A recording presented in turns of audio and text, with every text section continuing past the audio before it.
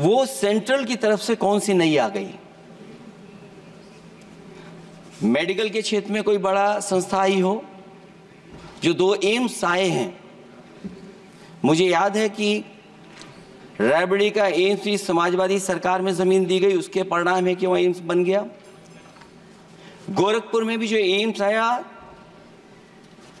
समाजवादी सरकार थी, जमीन दी गई, तब एम्स आया। और जो एम्स आ भी गए हैं अगर वहां 2, क्या उनमें पर्याप्त इलाज मिल पा रहा है?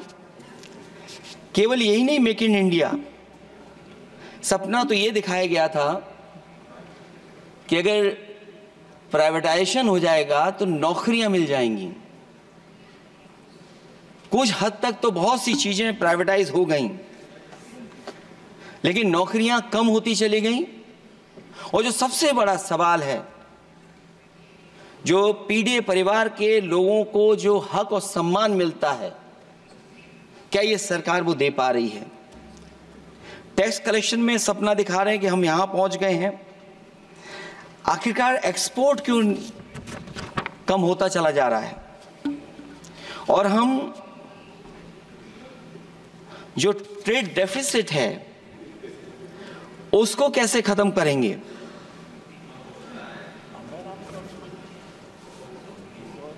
दस साल में अगर हम वहीं के वहीं खड़े हैं और कोई ऐसा कुछ न दिख रहा हो, और परिणाम जो रिजल्ट आए हैं यूपी के, उसमें दिखाई दे रहा है कि आपने कितना काम किया है।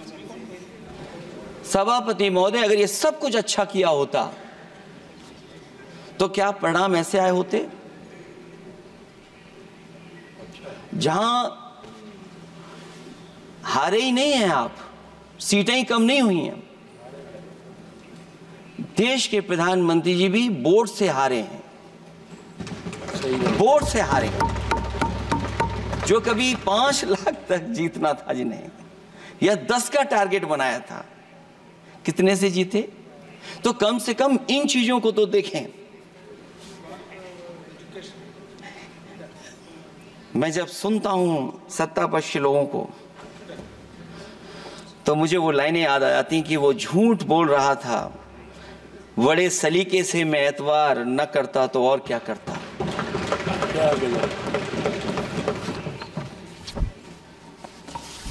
मुझे याद है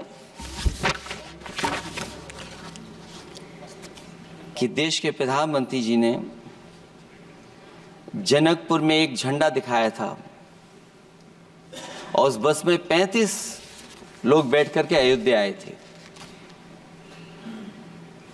सभापति महोदय, उस समय भी मैंने मांग की थी कि जहां से जनकपुर से यात्रा शुरू हो रही है और अयोध्या तक बस से लोग आएंगे तो पता नहीं कितने घंटों में आएंगे।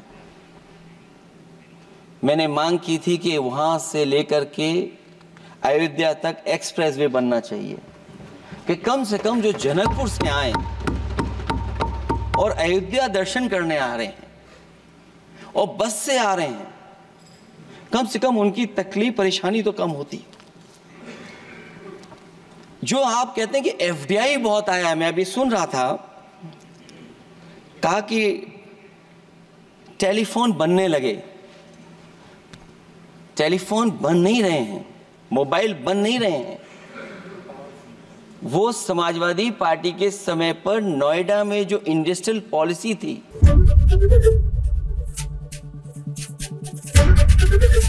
एबीपी गंगा, खबर आपकी, जुबान आपकी।